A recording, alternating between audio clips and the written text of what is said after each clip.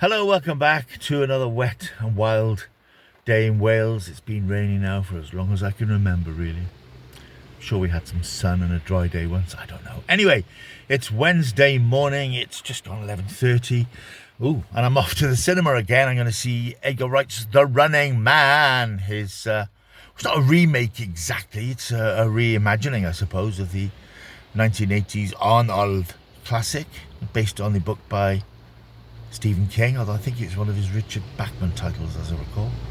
So yeah, I'm off to see that, mainly because I'm a huge fan of Edgar Wright. I've loved most of his films, really, and he gets a pass for me for Shaun of the Dead, which is constantly rewatchable as far as I'm concerned. So I'm going to head down to see that. I'm going to grab myself a latte from Greg's on the way, and settle myself in for a couple of hours of escapist entertainment. I shall report back after this lot.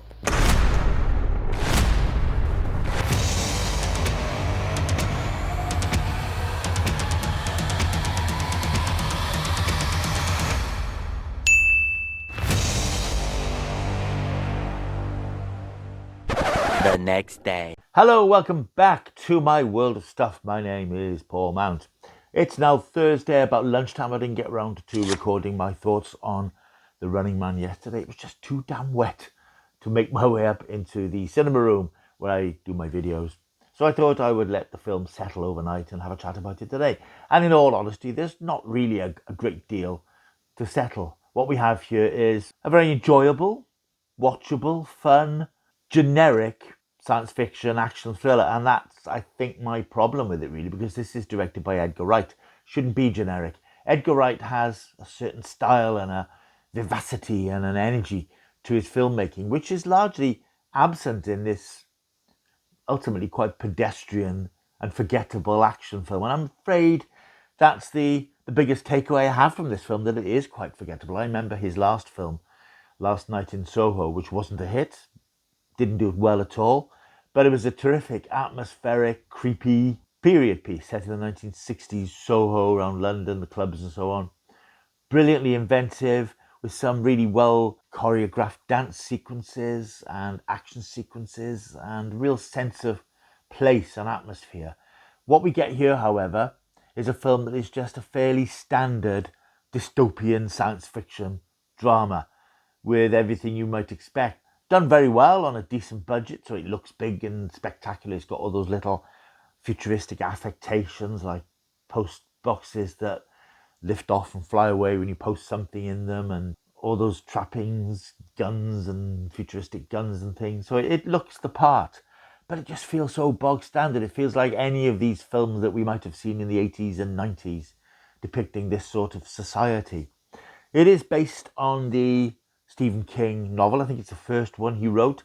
It was eventually published in 1982 under the name of Richard Bachman. One of the main things that struck me about the film, even as I was watching it, is that it is very much of a piece with The Long Walk, which came out a couple of months ago. Both of them depict this broken dystopian society where people will do anything to lift themselves out of the squalor that society has drifted them into. In The Long Walk, we get contestants in this televised event where people have to walk until they drop, and the one who's still standing at the end wins until riches. And in The Running Man, people are selected by a sinister TV network, which is not unlike, in some places, a quite familiar streaming service.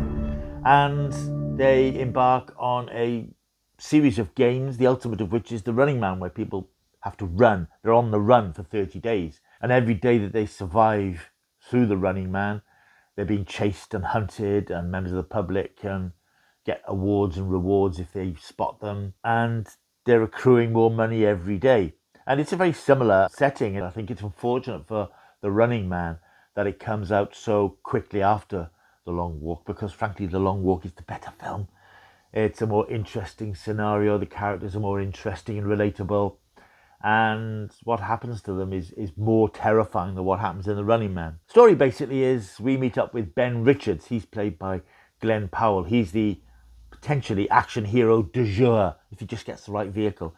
He's a blue-collar worker living in the slums of Co-op City with his wife Sheila, who's a hostess at a gentleman's club, and with their daughter Kathy, who's unwell and needs constant medical treatment. In desperation, Ben attends tryouts for one of the TV competitions and game shows that are run by the network, and he finds himself, against his better nature, enlisting in the most dangerous and deadly but potentially most lucrative game of them all, the Running Man. Our hero Ben reluctantly finds himself cajoled into enlisting to the Running Man by the network executive, Dan Killian, played by Josh Brolin, and that's where the action and the drama begins.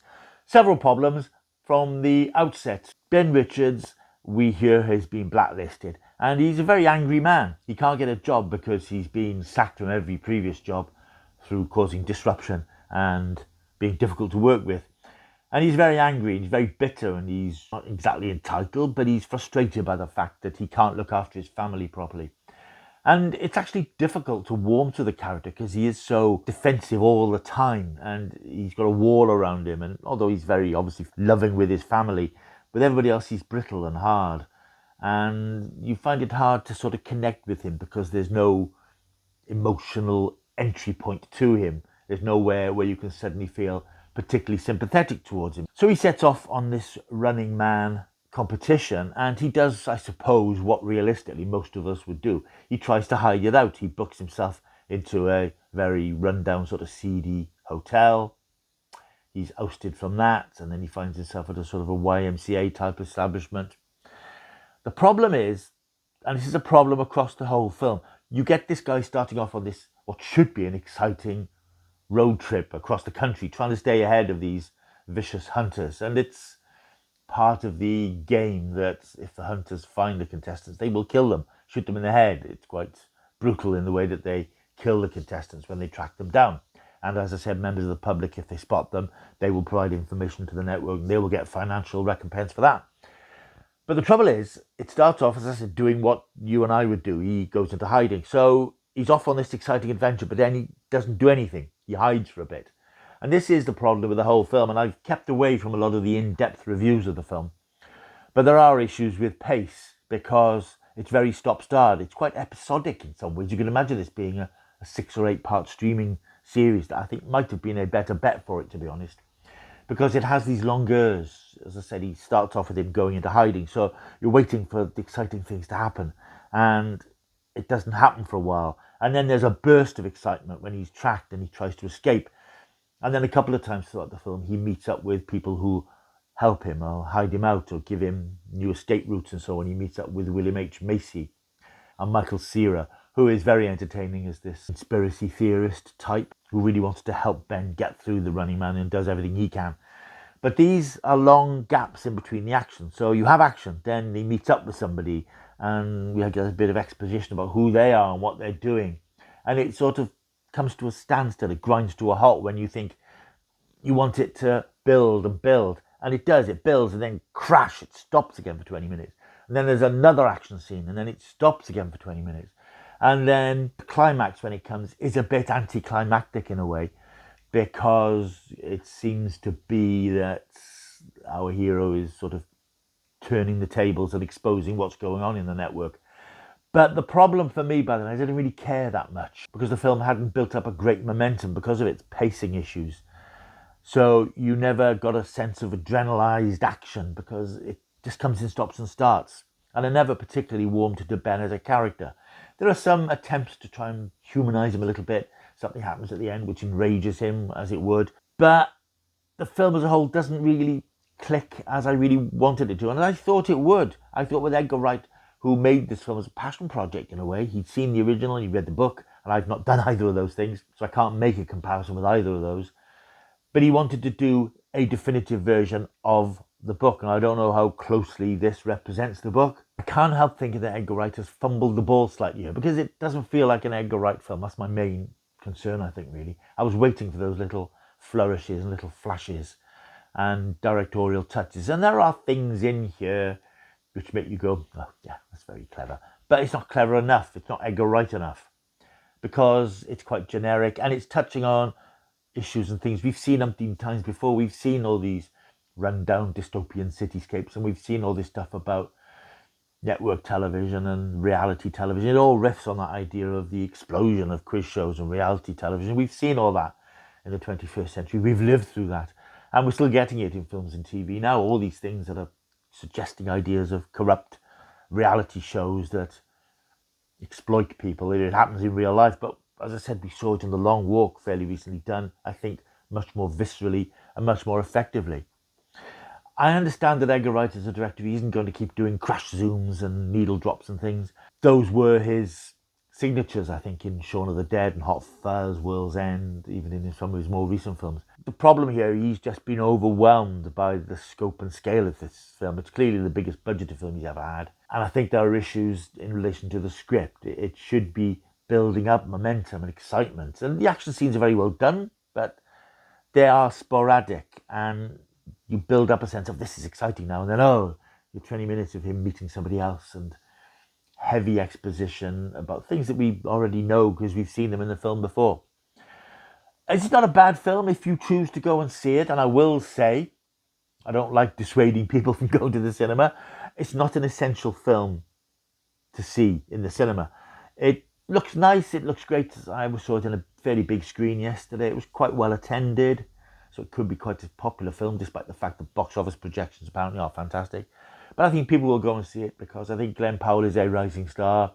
Edgar Wright is a popular cult director. And it's a Stephen King, well-known sort of title. People will remember the Arnie version. There are a couple of nods towards Arnie in the films, you may know. But I think it's probably, you could wait to see it on streaming, in all honesty. It's not an essential film. And it does slightly frustrate me that a masterpiece like Guillermo del Toro's recent Frankenstein is hedging around the edges of cinema, not having a proper release, whereas this is a big, widespread release. And there's no reason it shouldn't be, but I know which is the better film.